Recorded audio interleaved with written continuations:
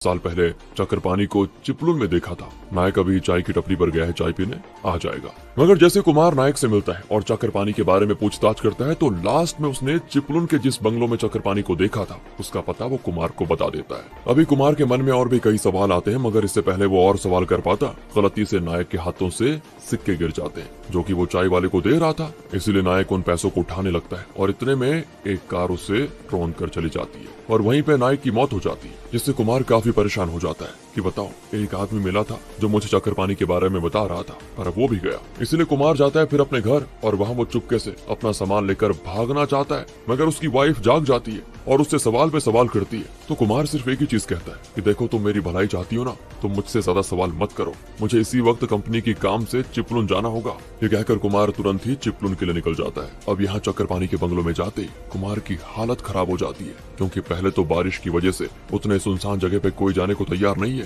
एक ऑटो वाला राजी भी होता है तो वो कुमार से 700 रुपए भाड़ा लेता है और जहाँ से जंगल शुरू होता है ना, वहीं पे उतार देता है। इसके आगे का सफर कुमार को पानी में भीगते हुए पैदल ही तय करना पड़ता है। खैर, किसी तरह वो बंगलों में पहुंच जाता है और इस बार खुशनसीबी से उसकी मुलाकात चक्रपाणी से हो जाती है। और चक्रपाणी कहता है कि तुम भीग चुके हो, तुम्हारी तबीयत खराब हो जाएगी, इसलिए पहले कपड़े वपड़े बदल लो, आराम से बैठकर बातें करते हैं। अब जैसे कुमार फ्रेश होकर ड्रेस चेंज कर लेता है तो उसे काफी ठंड का एहसास होता है और मन में वो सोचता है कि अगर विस्की मिल जाती तो मजा आ जाता। तो चक्रपाणी सामने से उसको विस्की ऑफर करते हुए कहता है, आप बहुत थक गए हैं, इसलिए अभी सो जाइए, सुबह बात करते हैं। कुमार सोना तो नहीं चाहता था, लेकिन पता नहीं कैसे उसकी आंख लग जाती है। अगली सुबह आंख खुलते ही वो पागलों की तरह चक्रपाणी को ढूंढता है और जब वो उसे मिल जाता है तो पूछता है, क्या आप भगवान पे यकीन करते हो? तो चक्रपाणी जवाब देता है, पहले तो नहीं करता था, मगर अब तो कुछ बचा ही नहीं है जिसके लिए मैं भगवान पे यकीन करूं। तब कुमार उस स्वामी जी के बारे में पूछता है कि क्या आप कभी उनसे मिले थे? तो यहाँ पर हम एक फ्लैशबैक में देखते हैं दोस्तों कि चक्रपाणी स्वामी से अपना भविष्य जानना चाहता है,